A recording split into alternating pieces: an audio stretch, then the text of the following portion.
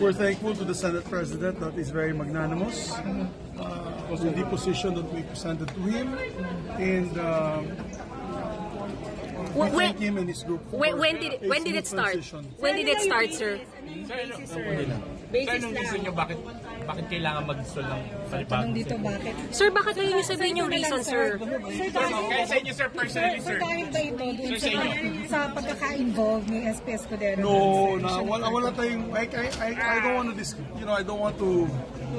Had I something don't to want to do. damper the mood of today's very important and historic occasion. So I would just like to Sorry, keep ma'am. it at Sorry that. po. Ma'am, had something to do, sir, with CA. Sir, CA. Naawa ko na, wala. Sa akin na lang to.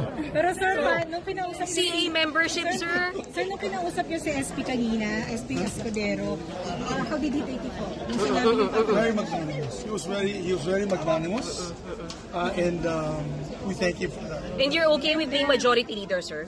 Yeah, it's going to be my fourth ride in the saddle as majority leader. Nakaapat na akong majority leader in four congresses, so I'll be glad to serve. Trabaho lang naman ang gagawin namin, trabaho lang.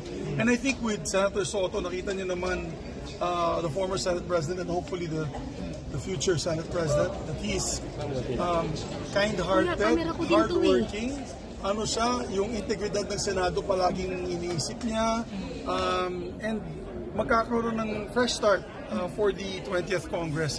I think that's the most important, is that sa dalawang kongreso na kasama ko siya bilang Senate President, nakita ko yung kanyang leadership style. It's one of consensus, it's one of consultation. Ibabalik namin yung weekly consultations every Monday. Mag-host siya ng lunch dun sa taas every Monday before session. And I think that's a way that we can show his leadership style.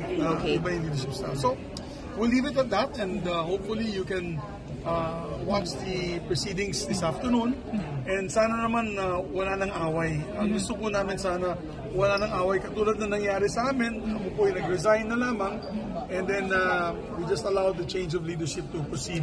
Sir, sorry, kailan po nag-umpisa pagpapaikot ng resolution para i-install si Senator Soto bilang SP? It's a convergence of minds. By Sir, since last week? 2 weeks ago? maybe, I'd say maybe middle of the week. Middle of the week. Kasi nga, medyo... What was the last straw? Kailan What was the last straw, sir? The one I used last night. In my dream. Pero sir, kailan na finalize yung decision? Okay, leave it on that. Okay, sir. Okay, sir. Salamat, sir. Thank you. Thank you, sir.